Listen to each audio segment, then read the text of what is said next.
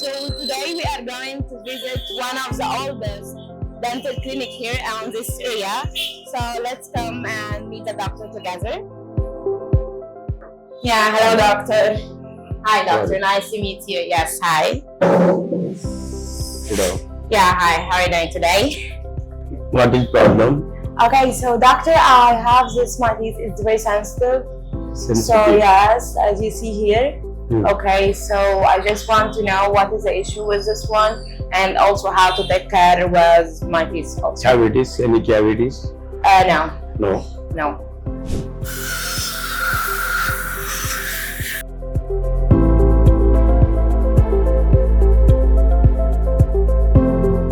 Okay, so doctor, what is the problem exactly with my teeth here after your examination? And how can I take care of my teeth?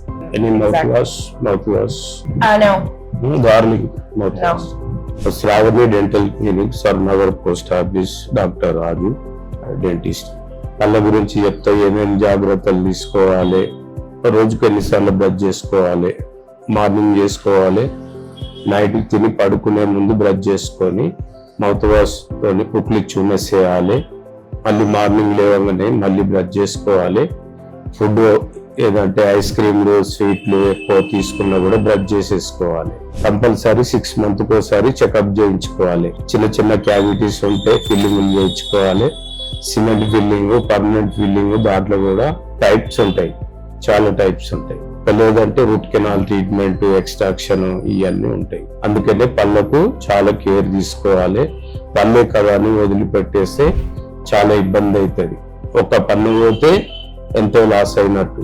అందుకనే చాలా care తీసుకుంటే మంచిది future లో. పిల్లలకు కూడా చాలా important. వాళ్ళు చాక్లెట్లు, స్వీట్లు ఎక్కువ తీసుకుంటారు కాబట్టి వాళ్ళకు దగ్గరుండి బ్రష్ చేపియాలి. హార్డ్ బ్రష్ యూజ్ చేయకుండా సాఫ్ట్ బ్రష్ యూజ్ చేసుకోవాలి. హార్డ్ బ్రష్ తో ఇట్లా తోమితే ఎనామిల్ పోతుంది. మనం చల్లటి పులుపు వేడి తీసుకుంటే సెన్సిటివ్ వస్తుంది పళ్ళకు.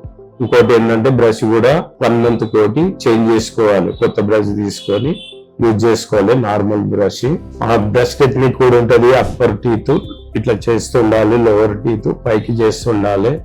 ఇంకోటి ఏంటంటే బ్రష్ కూడా 5 to 10 minutes లేదంటే 15 minutes వరకు చేసుకోవచ్చు.